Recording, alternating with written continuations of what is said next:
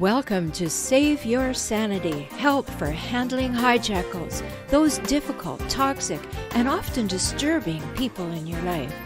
I'm Dr. Rhoberta Shaler, the Relationship Help Doctor, and I'm here for you.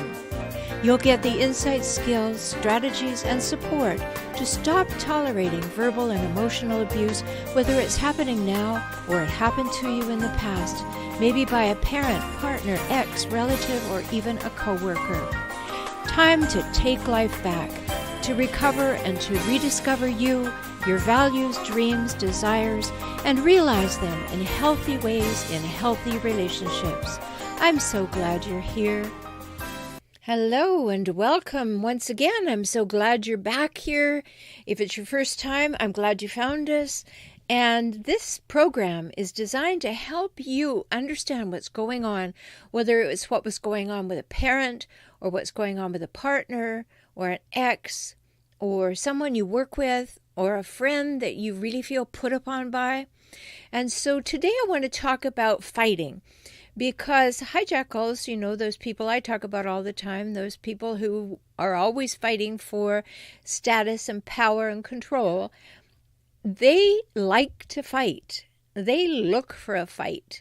And so you can get sucked into that. And when you get sucked into that, nothing good happens. Absolutely nothing good happens. So I'm Dr. Rhoberta Shaler. You know that. And you know you can find me at relationshiphelp.com. So anything you hear here, there's way more for you there at relationshiphelp.com. So emotional grown-ups, truly mature emotional grown-ups don't fight. Kids and needy adults fight. So the question is, what are you dealing with? Or who are you, maybe? Because we have to look at ourselves for sure in this equation. Because once you've been with a hijackal for a little while, you either get so beaten down you have no fight in you, or you keep hoping that if you just keep expressing yourself, there is going to be an impact made on the hijackal. And you've probably done it often enough to know that you finally have to go, nope, that's not working. Because fighting is what kids do. They do it because they're trying to establish boundaries and power and a sense of who they are. They're developing that. They have no skills. And they react to life in sometimes an aggressive or a defensive way. And they're fighting for space and control and respect and autonomy and individuation. That's how we know they're not yet grown-ups. But those we consider to be adults are grown up because they're fully developed and mature? Maybe. Many adults I see, especially those who like to play power games on the freeway, but, you know, that's a whole other time to talk about something different. Their bodies may be mature, but what about the rest? Not so much. They're doing just what kids do. They're fighting, both within themselves and with others at home, at work, anywhere, on the freeway.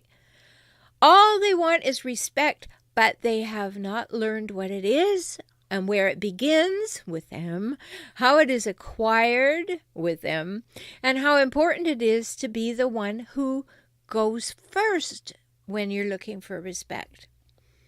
So, you know, I work with couples all over the world because people can see me through video conferencing. And when I'm working with them, they are so often exhausted from fighting. They come online and they're just at the end of their tethers. They're holding on by a thread. And that last remaining thread is usually something they say that sounds like this. If only he or she would just... Does that sound familiar? Do you ever use that phrase when you're complaining about your partner or your mother or your friend or your boss? However, aside from outright abuse, it's likely the basis for the relationship is going south. And why do I say that? Because surprisingly, frustratingly, it's not about the other person. It's about you. I know. How annoying is that? so you might be saying right now, I'm having this issue with my partner, my spouse, the supposed love of my life, and you're suggesting it's not about that person, it's about me? Oh no, that doesn't work for me. You just don't know my partner. Well, one thing for sure, you're right. It's not working for you. And it won't work for you unless you start behaving like an adult. And grown-ups look within themselves first. That's a big hallmark of being an emotional grown-up, is you look within yourself first. Now, if you're with a hijackal, they're going to tell you everything under the sun is wrong with you because everything is your fault. Even the IRS and the weather will be your fault. And so this can really cause you to be questioning what I'm saying, but it starts with you doing your own work. It starts with you figuring out what's really going on within you. It starts with you saying, is this all right with me? Is this really what's going on? Is it me or is it this other person? And that's why I say that. Grown-ups look within themselves first. Their first consideration is not to look for who to blame or shame. That's what hijackals do. They're not looking to blame or shame themselves either. This is the real key. And what's more, real, that is emotionally mature grown-ups, don't fight. And hijackals, not emotionally mature, never emotionally mature, won't become emotionally mature in most cases. What's happened to them in their young life, and yes, we can have compassion for it, but it doesn't mean that we ever condone or enable their behaviors once we wake up. We can have compassion for the fact that whatever happened to them in their lives, they got paralyzed emotionally somewhere between 5 and 7 years old, usually. And so when they're not happy, when they're concerned that you don't like them, when they're concerned that you're telling them there might be something wrong with them, they revert to being 5 to 7 years old. Now, what would you expect from a 5 to 7 year old? Maybe you have one. You know. You're not going to have emotional maturity. So real grown-ups, emotionally mature grown-ups, don't fight. But hijackals do. And that's why I say you have to look within yourself, because if you are fighting, I know you're fighting for your life, you're fighting for some space, you're fighting to be heard, you're fighting to prove that there is some logic and that person will not accept it. I understand that. Been there, done that. Raised by hijackals, course married one, co-parented with them. I know. Right down to the very beginnings of my life. 2 hijackal parents. So I know what we're talking about here. And I know what you're feeling about it. But when you take the fight out of trying to fight with that person, especially that hijackal, but any person, it is going to be better for you, because the dictionary explains that to fight is to try to overcome another person in a hostile encounter. To try to overcome another person in a hostile encounter. Well, deep down, you know that means communication, that means of communication even, I could say it that way, it doesn't work. And you know that because it keeps happening. And if it solved something, it wouldn't keep happening, right? So sometimes folks just fight until one person gets tired and goes away. And other people fight until someone gets hurt. And neither of those tactics produce the outcome you want. So clearly fighting accomplishes nothing, except as a way to get rid of a lot of pent-up anger and adrenaline. And then all the things that you said may come back to haunt you. And you may have gone into anger arousal. So when you're in anger arousal, the body goes into high stress. When the body goes into high stress, it wants to protect the heart and lungs. So the blood comes rushing from the extremities to save the heart and lungs. And guess what? It comes from your head, too. That means that the more angry you get, the more brain dead you actually are. And then you talk. Then you say things. Ew, that doesn't work, does it? You know that it doesn't work. So you get rid of a lot of pent-up anger and adrenaline, and you create more problems. So, think about that. Is there any point in that? Yeah, you may release some adrenaline. You may get, feel better for a tiny while, like, I really showed that person. And then you feel worse. Because in the anger arousal cycle, when you come down, when the blood goes back to where it belongs, you actually go to a period of remorsefulness before you come back to normal. And that's a big topic that I've talked about a lot, about anger. So you can find some episodes on that too. So you may feel good for a tiny moment, and then you'll feel worse because it simply doesn't work. So I'm going to talk to you now about what actually works in dealing with people who actually can hear you, and what actually works dealing with those hijackals. So there are 3 things that are required in order to sow peace and build some respect and understanding. And these are really important things to teach your children. So let's just think about these 3 most basic things that are healthy ways of thinking through how we can resolve differences. So when we're in that inward journey, thinking about ourselves, think about, how do you align your values, the things that you hold nearest and dearest to you, your vision for the life you want, all your beliefs, spiritual beliefs, your beliefs about the way the world works, the way money works, the way life works, all of those beliefs, with how do you align those with who you are and how you behave in the world? That's a real inquiry that you want to make into yourself in some quiet moments. Am I really being who I want to be? Am I living up to my own values and vision for my life and my beliefs? Now, why is this important that you do this inquiry yourself? Because you've got to get clear about who you are and how you are in the world. If you're with a hijackal and you do this inquiry, you start to get some confidence in yourself and say, no, I don't want a life that looks like this. I don't want to be fighting all the time. I don't want to be afraid all the time. I don't want to be in chaos all the time emotionally. I don't want it for my kids. So that's what you'll discover when you do your own work and you find that maybe none of this aligns with my values or my vision for my life or my beliefs, and yet I'm in it. So that can spur you on to do something. So that's number 1 in your self-inquiry. Number 2 is to recognize and clarify your boundaries. What's okay with you and what is not. And then when you've done that, you can practice in writing, in the mirror, before you ever talk to another human.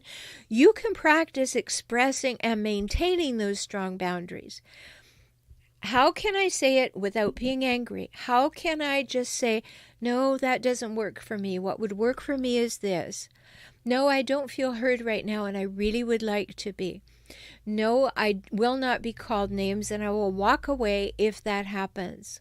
Right? You need to know, you need to practice that, especially if you're with a hijackal, because you sort of get a little bit head up about things. And pretty soon you're trying to explain yourself, but you're actually in anger arousal. So you want to be able to clarify, express, and maintain your strong boundaries. And the number 3 thing is well-developed skills that allow you to communicate in ways that are totally kind and totally honest at the same time. Now, I love that. It comes from a quote from John Powell in a book he wrote called The Secret of Staying in Love, and I read it about 30 years ago. Really stuck with me. He said the genius of good communication is to be totally kind and totally honest at the same time. That's why you have to work on those skills, because for many of us, actually even speaking to be honest causes us to be anxious. And so you have to practice. So you want well-developed skills that allow communication that's totally kind and totally honest at the same time. So you see why these 3 things are things you have to work on, whether you're with a hijackal or not, because it's going to prepare you to not fight, to be able to be assertive, not aggressive. And yes, there's all kinds of other episodes that talk about how to handle a hijackal, because that's what this whole show is about. But these steps I'm giving you today, aligning your values with your vision, beliefs, and purposes, clarifying your boundaries and expressing and maintaining them, and developing great communication skills that allow you to be assertive, honest, kind at the same time. These steps are about you first, not the other person. You have to go first. You have to do your work, because being you is what you're here to do, not being what somebody else wants you to be or tells you you should be, right? So being you is very important, and you have to do the work. You have to give yourself the time and the attention that allows you to know that, yes, I am a real emotional grown-up. And then you begin to practice it on your relationships. And you'll probably have to juggle learning these things while navigating the relationships you already have cultivated, of course. You're not going in a vacuum or a hermitage and going to take a year out to do this. But most of us can't take out a chunk of time to do our own work, but that's okay. Do your work a little bit of time every day. You're worth it. You matter. You want to be your best self, so do that. And then practice being communicative about your needs and your struggles with your partner. Now, I gave you a great tool in my book, Kaizen for Couples. That's Kaizen, Kaizen for Couples. I have lots of good things in there for you to practice and to learn about so that you can do that clearly, without getting angry, without getting upset, without feeling badly afterwards, and that's important. So be communicative about your needs and struggles with your partner. And best of all, if you go on this journey to becoming a fully functioning, fully expressing, emotional grown-up, it's absolutely worth it, because you'll never have to fight again. Yay! That's what you want. That's where you want to go. I know that you're saying yes already. I don't want to fight. I don't like fighting. And yet it keeps happening. So I'm encouraging you.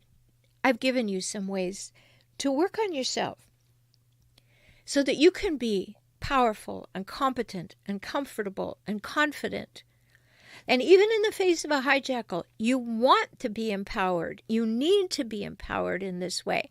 And you can do it from within. I hope that helped you. I'm Dr. Rhoberta Shaler. Find me at forrelationshiphelp.com, F-O-R, relationshiphelp.com. My YouTube channel has the same name, For Relationship Help. And every Monday at 6 p.m. Pacific time, I do a weekly live stream where you can actually chat with me and I will answer your questions. So make sure you subscribe to my YouTube channel, For Relationship Help. And if you want to get even more information from me, you can work with me privately, or you can begin by joining my Optimized Circles, my membership program. You know, the bottom level is only $5 a month, and it gets you into my off social media discussion forums. They work just like Facebook, but they're not on Facebook, so you're safe. And you also get, at the $5 level, my 21 Steps to Empowering Emotional Savvy Home Study, Personal Study Program that you receive over 47 days via email. $5.